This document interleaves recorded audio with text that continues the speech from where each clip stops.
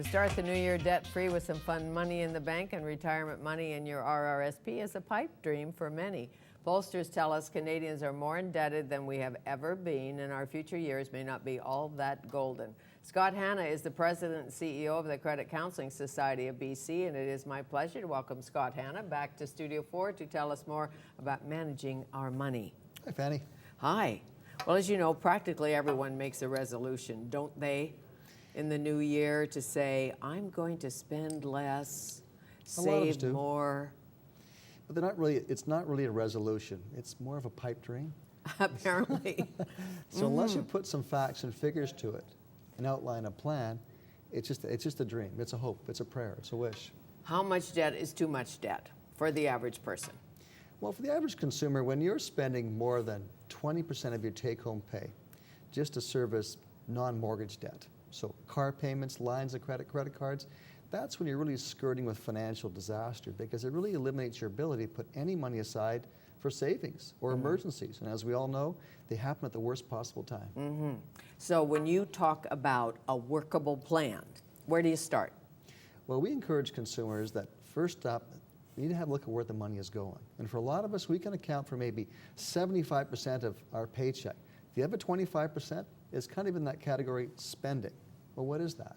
And for a lot of people, it may be discretionary spending. It may be that they're spending more in one area than another. So we encourage people, before you have a plan and say, I want to get out of debt within a year or two, let's see what you can really do. Track everything you spend for a month or two. Be honest.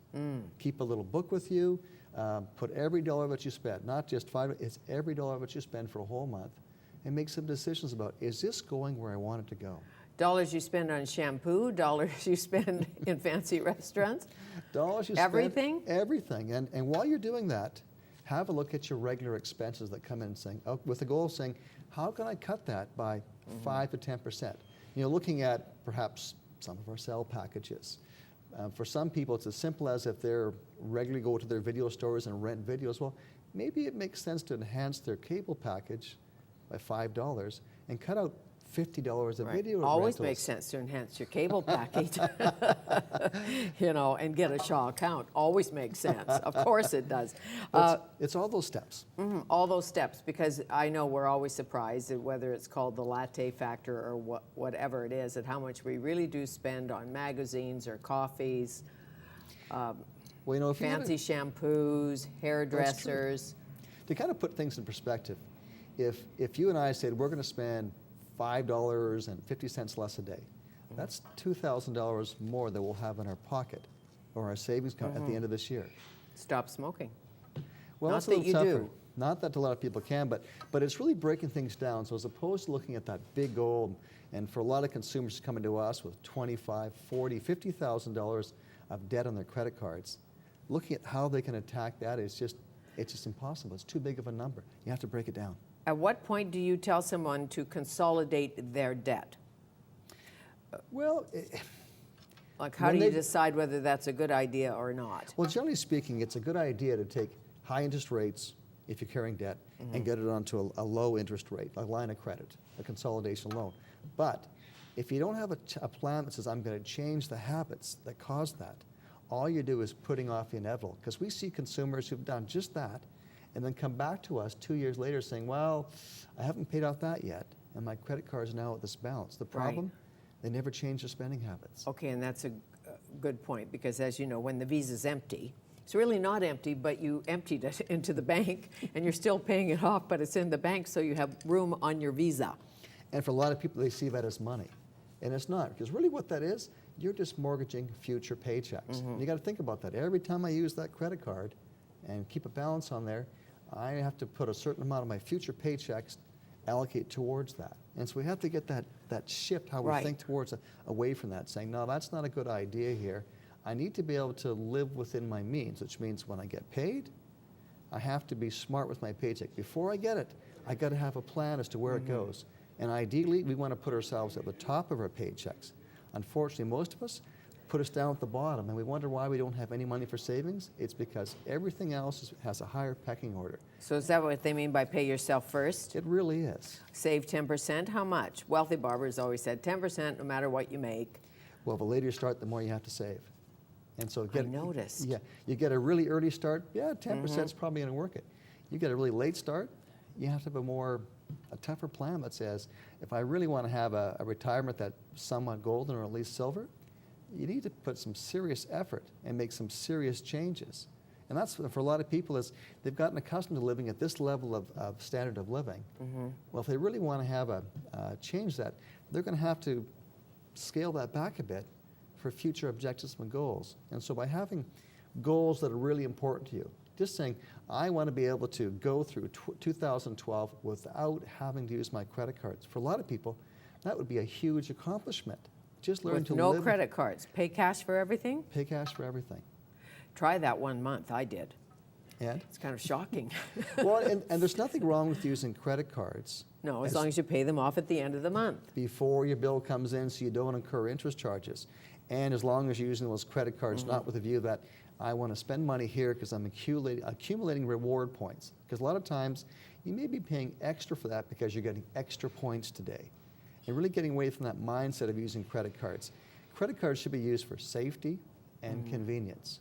Full stop, that's it. Not to carry debt, not to make those impulse purchases. So by having a plan that says, all right, my goal is I want to start working towards getting out of debt. First off, I have to know where the money is going. Right. Need to make some intelligent choices as to where I want to cut it back.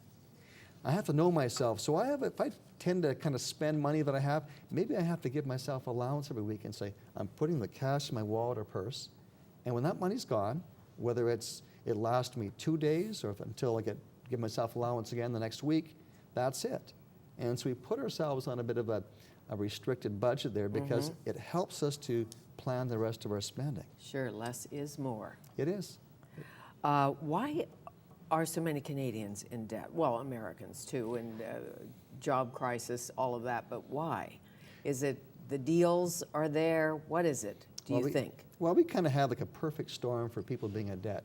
One, you've got interest rates, which are so low and attractive that says, yeah, I can carry a line of credit.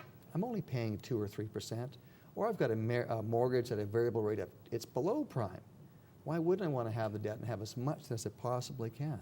Or borrow out of your mortgage to buy that investment on the corner. Not a good idea, I know. That may or may not. But then you also, on the flip side, you have interest rates on savings accounts that are almost negligible. So you and I might say, well, why should I put money into a savings account where I get 1% interest? Where's my motivation? Because you need to. You need to accumulate funds, not just for future objectives, but also managing seasonal expenses. Right. See, I speak with the client and saying, well, it's true you may only get 1% interest in your savings account, but if you're financing Christmas on a credit card at 20, 28% versus putting money aside in a savings account where you get 1%, that's a spread of 20, almost 30 points. Wouldn't you rather do that? Probably. A rainy day fund is a nice thing to have. Especially here. Especially here, where it rains a lot. But all of us, most anybody I know, has had a tag day, lost a job, found themselves in circumstances they didn't expect to be in. And if you don't have just even a tiny cushion, how terrifying.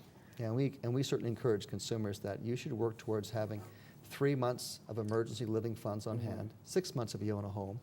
And of course, consumers would tell us, well, how can I do that? That's too hard. I'll never get there. Well, you can get there. It might take you 1, 2, 3 years to get there, but so what? It's an important goal to have. Okay, you need to come back and we'll talk about the not so golden years.